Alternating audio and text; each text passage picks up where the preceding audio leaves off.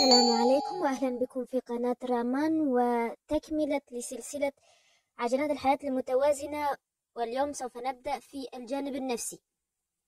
أولا سوف أطرح عليكم 10 أسئلة وأريد منكم أن تكتبوها عندكم وتحاولوا أن تجيبوا عليها، لا بل يجب أن تجيبوا عليها الآن، وراجعوا إجاباتكم بعد أن ننشر الثلاث أو الأربع فيديوهات القادمة.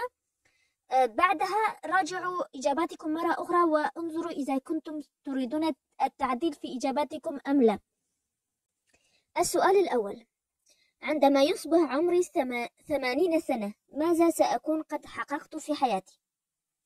اكتبوا هذا السؤال واكتبوا تحته ماذا تريدون أن تحققوا، ما هي الأمنيات الكبيرة التي تريدون أن تحققوها قبل عمر 80 أو عند وصولكم إلى عمر 80.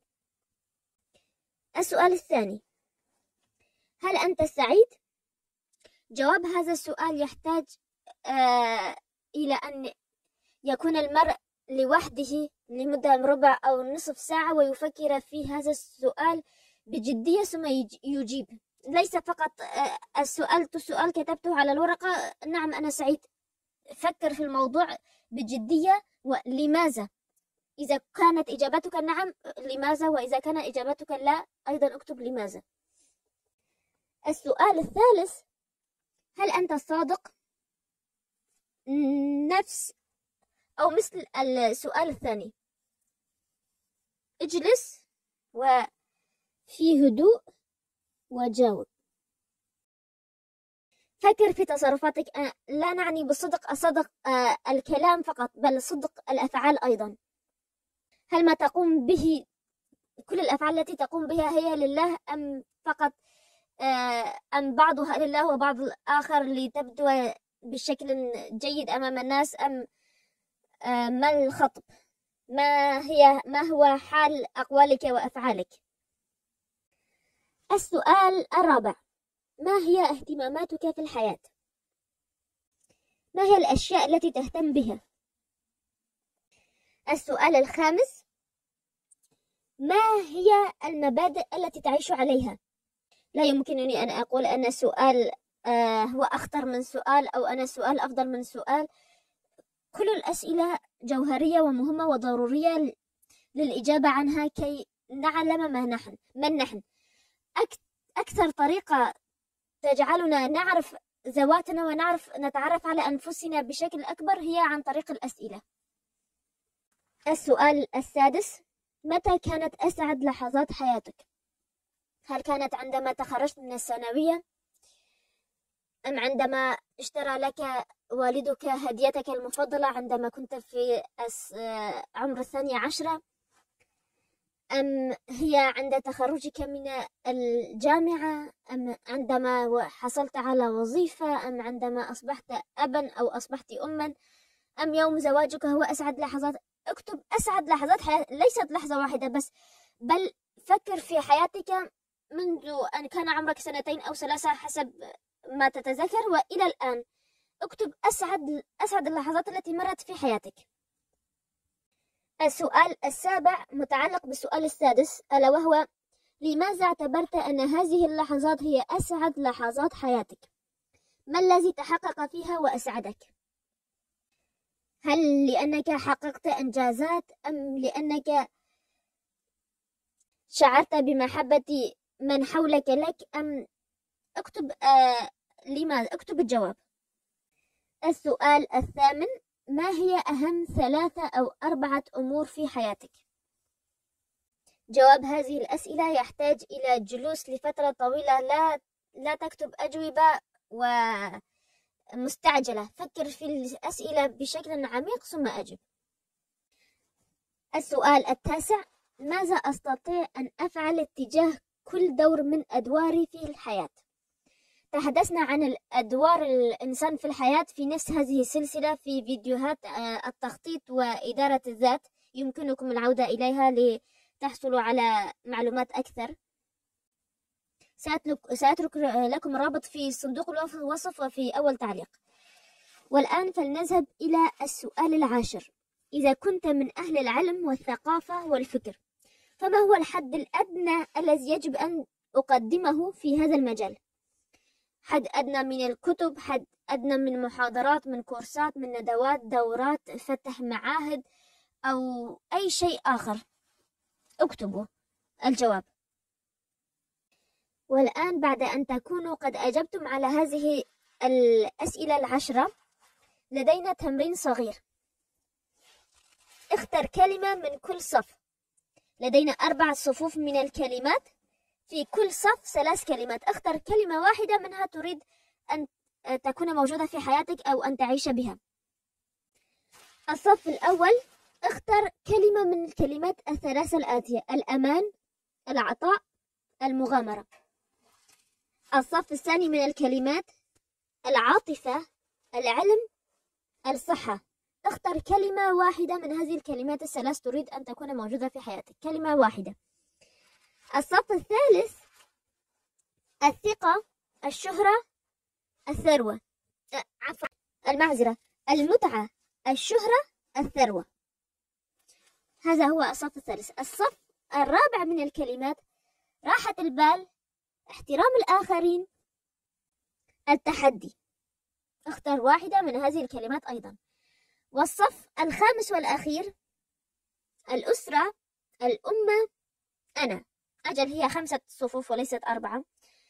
أتمنى أن تكونوا قد اخترتم هذه الكلمة واحدة من كل صف. من اختياراتكم سوف تتعرفون على شخصياتكم. فلنأخذ مثالا للتوضيح. فلنعتبر أن شخصا ما اختار كلمة الأمان من الصف الأول، وكلمة الصحة من الصف الثاني، وكلمة المتعة من الصف الثالث، وكلمة راحة البال من الصف الرابع، وكلمة أنا من الصف الخامس. سوف نكتشف أنه شخص أناني. كل هذه الأشياء يستفيد المرء بها بنفسه، ولا يعطي شيء، ليس فيها شيء يمكن أن يفيد به غيره. مثل الثروة مثلا، موجودة في الصف الثالث. إذا اختار المرء الثروة بالتأكيد من الثري الذي لا يحصل على المتعة؟ إذا كان المرء ثريا فهو غالبا يحصل على المتعة ويحصل على الشهرة أيضا. فلنقارن هذه الإجابة بإجابة شخص آخر. اختار من الصف الأول العطاء، ومن الصف الثاني اختار العلم، ومن الصف الثالث اختار الثروة، ومن الصف الرابع اختار احترام الآخرين، ومن الصف الخامس اختار الأمة. بالتأكيد سوف يكون هنا هذا الشخص عظيم، سوف يحقق إنجازات كبيرة في حياته، سوف يستطيع بما أنه اختار الثروة وسعى نحو الثراء، بالتأكيد سوف يجعل حياته أفضل،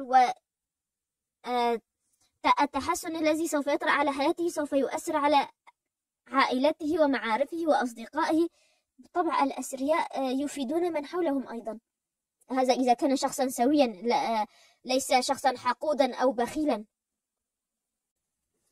عندما يختار كل منكم كلمة من هذه الصفوف الخمسة، أريد أن تسألوا أنفسكم سؤالا بعد عمر طويل إن شاء الله: هل هذه الكلمات الخمسة هي ما تريدونه من الحياة فعلا؟ فكروا في هذا السؤال.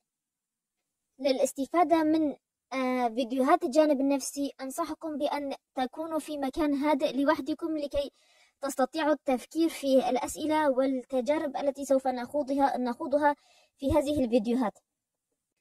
والآن بعد الإجابة عن كل هذه الأسئلة دعونا نقوم بتجربة. كما أسلفت سابقا، اجلس في مكان هادئ وأغمض عينيك، وتخيل أنك استيقظت صباحا وبدأت بتجهيز نفسك لكي تحضر جنازة أهم شخص في حياتك. أعلم أن الأمر مؤلم، وأنني أقول لك تخيل أمرا فظيعا لك أو لك، ولكن جاروني في الموضوع وجربوا. تخيل أنك استيقظت صباحا وجهزت نفسك لكي تحضر جنازة أهم شخص في حياتك. عندما وصلت رأيت أسرتك، زوجتك، أبنائك، أطفال وأصدقائك، معارفك، جيرانك، ثم أردت أن تلقي النظرة الأخيرة على هذا الشخص الذي تعتبره أهم شخص في حياتك بالنسبة لك، لتكتشف أن الشخص المتوفى هو أنت. وبعد انتهاء مراسم الدفن ذهبتم للعزاء، وبدأت الناس تتحدث عنك وأنت تسمع ما يقولون. بالتأكيد من بين كل آراء الذين يتحدثون سوف يهمك رأي أصدقائك وعائلتك وشريك حياتك بك. ماذا سيقولون عنك؟ ما هي انطباعاتهم عنك؟ في الواقع إن ما تريدهم أن يقولوا عنك بعد رحيلك هي الغايات الحقيقية التي تريد تحقيقها في الحياة. لذلك اسأل نفسك ماذا تريد أن يقول المقربون إليك عنك بعد رحيلك. بالنسبة لي أود أن يقول المقربون مني بعد رحيلي أنني كنت إنسانة صالحة مصلحة محسنة تحب الخير لنفسها وللآخرين. ماذا عنكم؟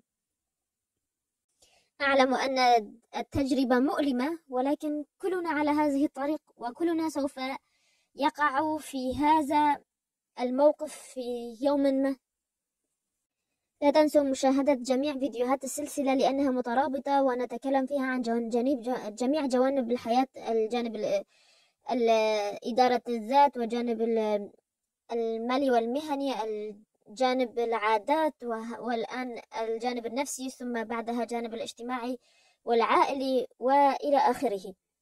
مهلا، لم ينتهي الفيديو بعد، لا زال لدينا معلومة عن المونديال كما تعلمون.